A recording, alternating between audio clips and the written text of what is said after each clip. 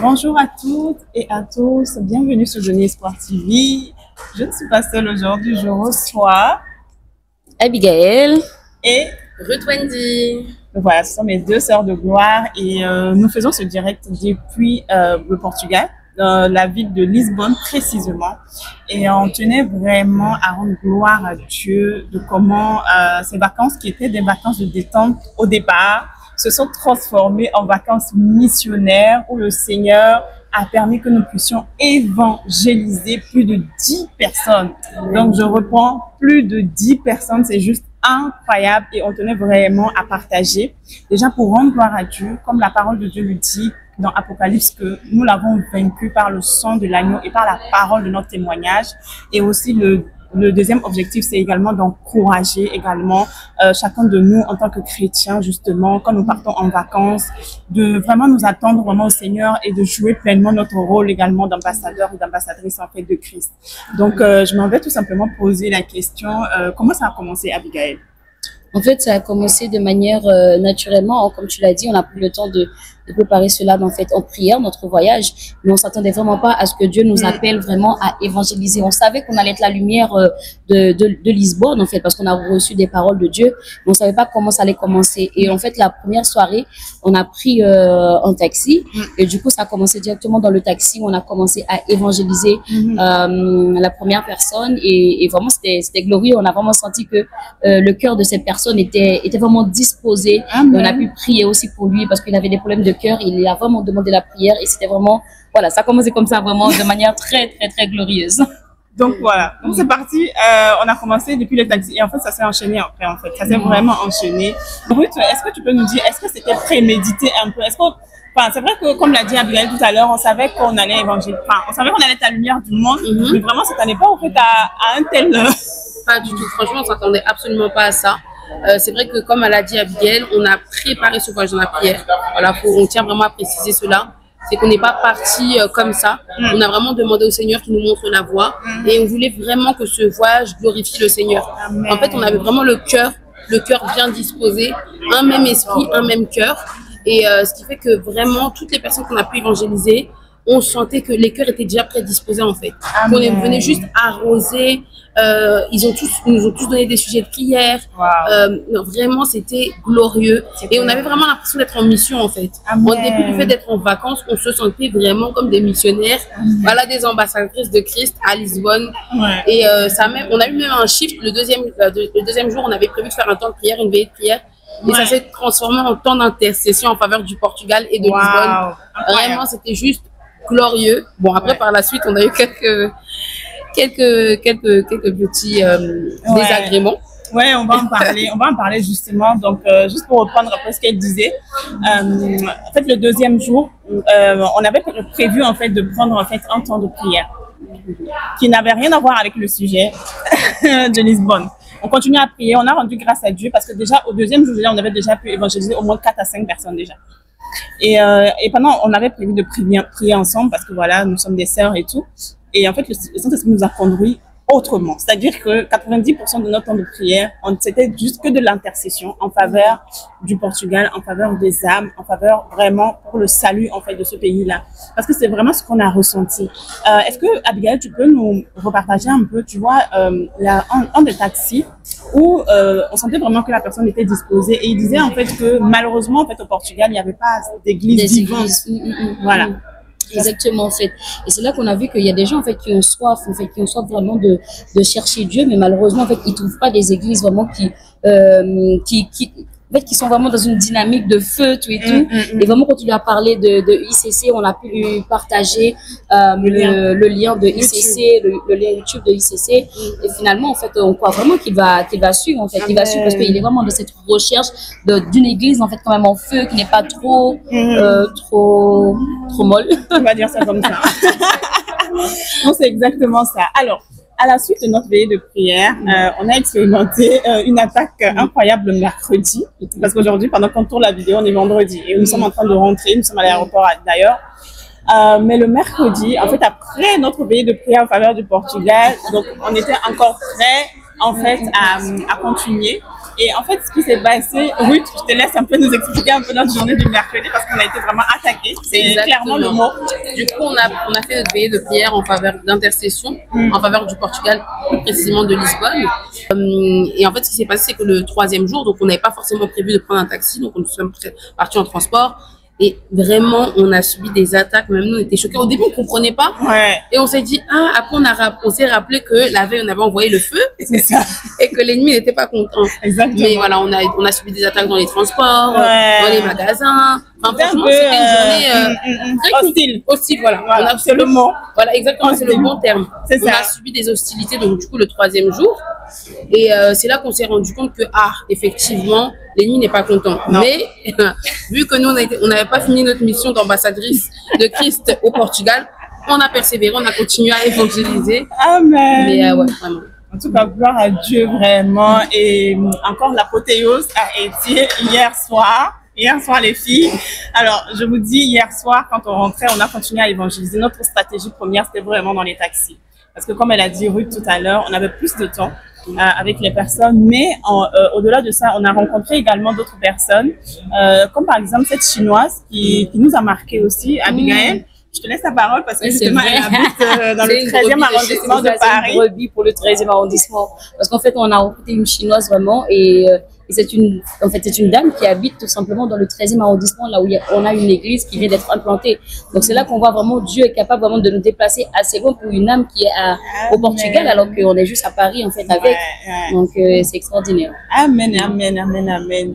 Ok, est-ce que c'était difficile, Ruth, avec la barrière de langue? Parce que en fait, en vrai, nous sommes au Portugal et essentiellement la langue locale, c'est le portugais. Moi, je parle que anglais et français avec Abigail. Bon, Ruth, elle se débrouille un peu en portugais. Mais en tout cas, une chose qu'on a remarqué quand même, c'est que la langue ne nous a pas découragés. Et on a semé.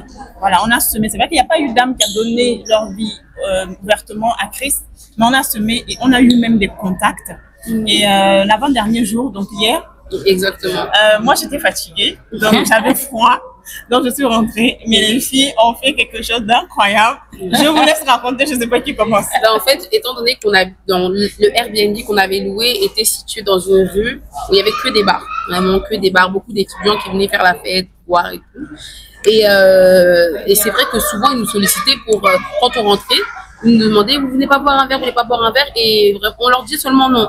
Mais le dernier jour, quand il nous a encore accosté pour demander si vous voulez rentrer boire un verre, j'ai dit à Abigail, cette fois-ci là c'est bon, c'est lui-même qui m'appelle, on va aller l'évangéliser. Donc on est parti, on a échangé avec lui, on a apporté la bonne nouvelle du royaume, il nous a même donné un sujet de prière, compris pour sa maman.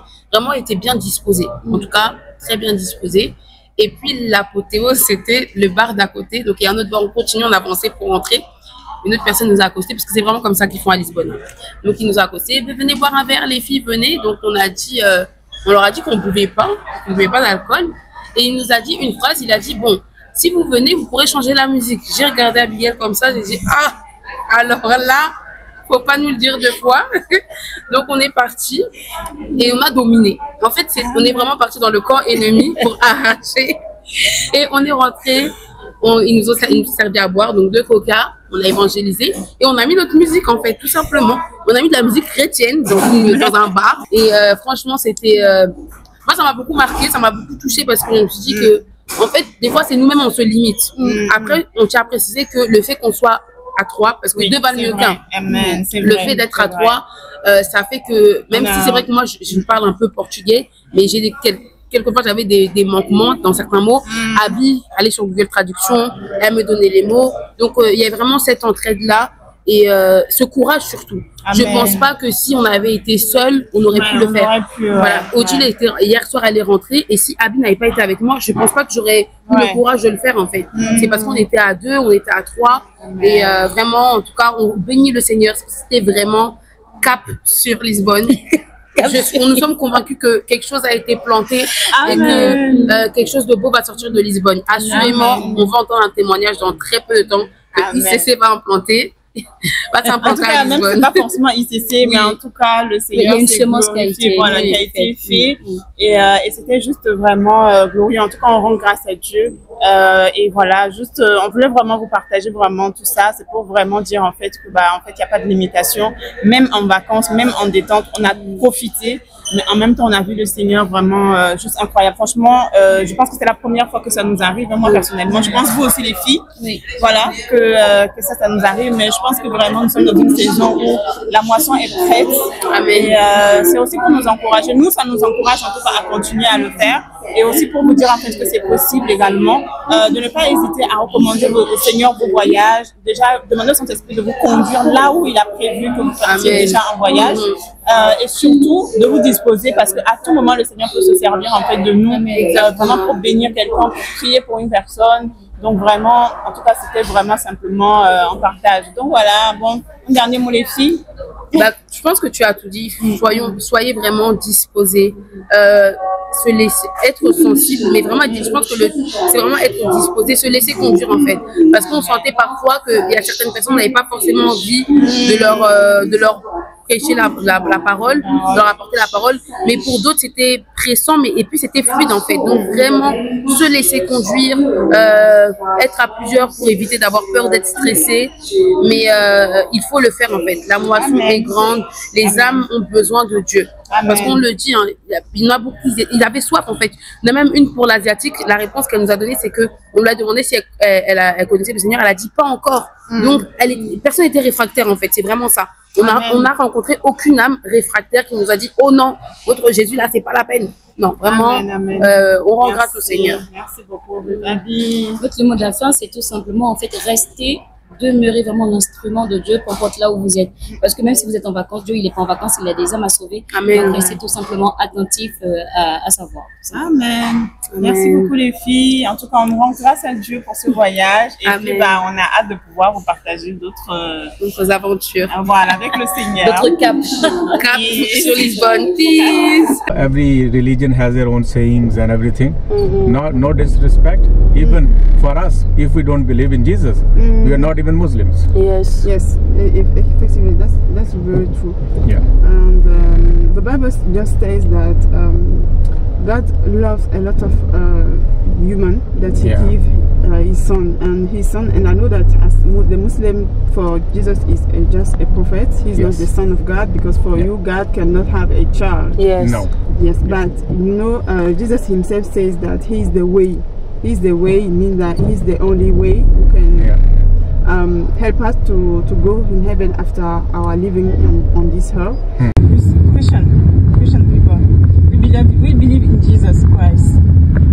Have you ever heard about it or not? No, You never heard about Jesus Christ, so you don't know who is Jesus Christ. But what about Jesus? What do you heard about Him?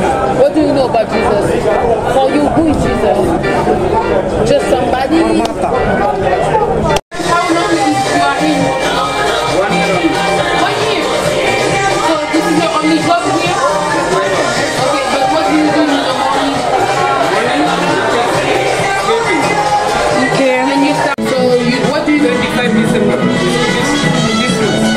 En fait, il s'est jamais posé des questions pour savoir qui il est vraiment cette personne. But you never ask yourself who is Jesus. You never question yourself about Jesus to know more about Him.